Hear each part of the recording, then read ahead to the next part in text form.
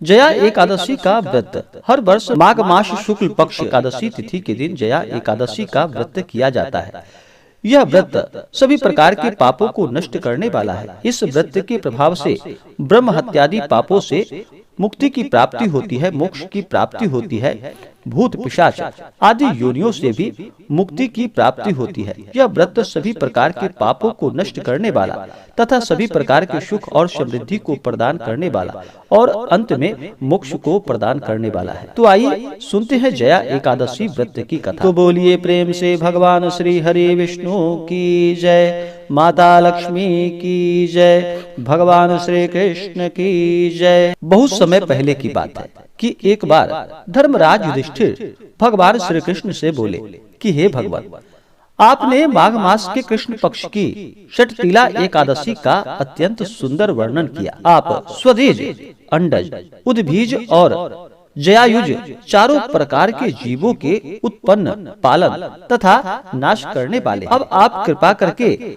माघ मास शुक्ल पक्ष की एकादशी का वर्णन कीजिए। इसका क्या नाम है, इस व्रत की क्या विधि है और इसमें कौन से देवता का पूजन किया जाता है।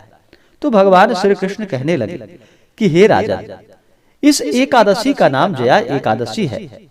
इसका व्रत करके मनुष्य ब्रह्म हत्यादि पापों से छूटकर मोक्ष को प्राप्त होता है तथा इसके प्रभाव से भूत पिशाच आदि योनियों से मुक्त हो जाता है। इस व्रत को विधि पूर्वक करना चाहिए। इस दिन भगवान श्री हरि विष्णु माता लक्ष्मी का पूजन करना चाहिए।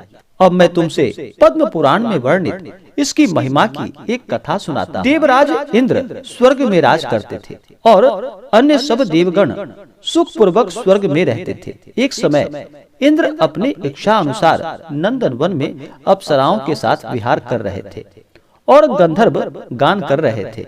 उन गंधर्वों में प्रसिद्ध पुष्पदंत तथा उनकी कन्या पुष्पवती और चित्रसेन तथा उसकी स्त्री मालिनी भी उपस्थित थी। साथ ही मालिनी का पुत्र पुष्पवान और उसका पुत्र माल्यवान भी उपस्थित थे। पुष्पवती गंधर्व कन्या माल्यवान को देखकर उस पर मोहित हो गई और माल्यवान पर काम बाण चलाने लगी। उससे अपने रूप, लावण्य और हाव भाव से माल्यवान को वश में कर लिया। हे राजा, वह पुष्पवती अत्यंत सुंदरी थी। अब वे इंद्र को प्रसन्न करने के लिए गान करने लगे, परंतु परस्पर मोहित हो जाने के कारण उसका चित्त भ्रमित हो गया था। इनके ठीक प्रकार न गाने तथा स्वर ताल ठीक न होने से इंद्र इनके प्रेम को समझ गए और उन्होंने इसमें अपना अपमान समझा और उनको श्राप दे दिया। इंद्र ने कहा कि हे मूर्खों, तुमने मेरी आज्ञा का उल्लंघन किया है, इसलिए तुम्हारा धिक्कार है। अब तुम दोनों स्त्री पुरुष के रूप में मृत्युलोक में जाकर पिशाच रूप धारण करो और अपने कर्म का फल भोगो। इंद्र का ऐसा श्राप सुनकर वे अत्यंत दुखी हुए और हिमालय पर्वत पर दुख पूर्वक अपना जीवन व्यतीत करने लगे। उन्हें गंध, रस तथा स्पर्श आदि का कुछ भी ज्ञान नहीं होता। वहाँ उनको महान दुख मिल रहे थे। उन्हें एक क्षण के लिए भी निद्रा नहीं आती थी।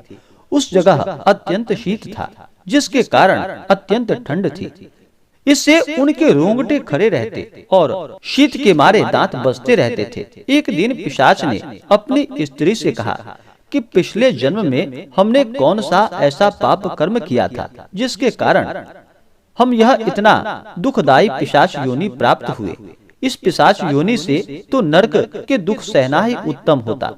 अतः हमें अब किसी प्रकार पाप कर्म नहीं करना चाहिए। इस प्रकार विचार करते हुए वे अपने दिन को व्यतीत कर रहे थे। देव योग से तभी माघ मास में शुक्ल पक्ष की जया नामक एकादशी आई।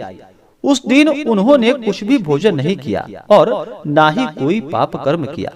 केवल फल फूल खाकर ही दिन व्यतीत किया और संध्या काल के समय महान दुख से पीपल के वृक्ष के नीचे बैठ गए। उस समय भगवान सूर्य देव अस्त हो रहे थे। उस रात को अत्यंत ठंड थी। इस कारण वे दोनों शीत के मारे अति दुखित होकर मृतक के समान आपस में चिपटे हुए पड़े रहे। उस रात्रि को उनको निद्रा भी नहीं आई। हे राजा, जया एकादशी के उपवास और रात्रि जागरण से दूसरे दिन प्रभात होते ही उनकी पिशाच योनि छूट गई। अत्यंत सुंदर गंधर्व और अप्सरा की देह धारण कर सुंदर वस्त्राभूषणों से अलंकृत होकर उन्होंने स्वर्गलोक को प्रस्थान किया। उस समय आकाश में देवता उनकी स्तुति करते हुए पुष्प वर्षा करने लगे। स्वर्गलोक में जाकर इन दोनों ने देवराज इंद्र को प्रणाम किया। इंद्र इनको पहले रूप में देखकर अत्यंत आश्चर्यचकित हुआ और पूछने लगा कि तुमने अपनी पिशाच योनि से किस तरह छुटकारा पाया, सो सब मुझे बतलाओ। माल्यवान बोले कि हे देवेंद्र, भगवान विष्णु की कृपा से और जया एकादशी व्रत के प्रभाव से ही हमारी पिशाच देह छूटी है। तब इंद्र बोले कि हे माल्यवान, भगवान की कृपा और एकादशी का व्रत करने से न केवल तुम्हारी पिशाच योनि छूट गई, वरन हम लोगों के लिए भी तुम वंदनीय हो, क्योंकि भगवान विष्णु और भगवान शिव के भक्त हम लोगों के वंदनीय हैं। अतः आप धन्य हैं। अब आप पुष्पवती के साथ जाकर विहार करो।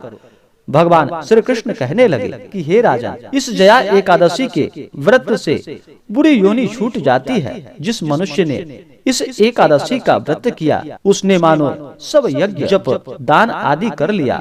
जो मनुष्य जया एकादशी का व्रत करते हैं, वे अवश्य ही 1000 वर्ष तक स्वर्गलोक में वास करते हैं। तो बोलिए प्रेम से भगवान श्री हरि विष्णु की जय, माता लक्ष्मी की जय। तो आशा करता हूँ कि यह जानकारी आपको अच्छा लगा हो। ऐसे ही ज्ञानवर्धक जानकारियाँ प्राप्त करने के लिए हमारे इस चैनल को लाल बटन दबा करके सब्सक्राइब करें, साथ में बेल आइकन घंटी दबाएं ताकि मेरे वीडियो का नोटिफिकेशन आपके पास सबसे पहले पहुँचे।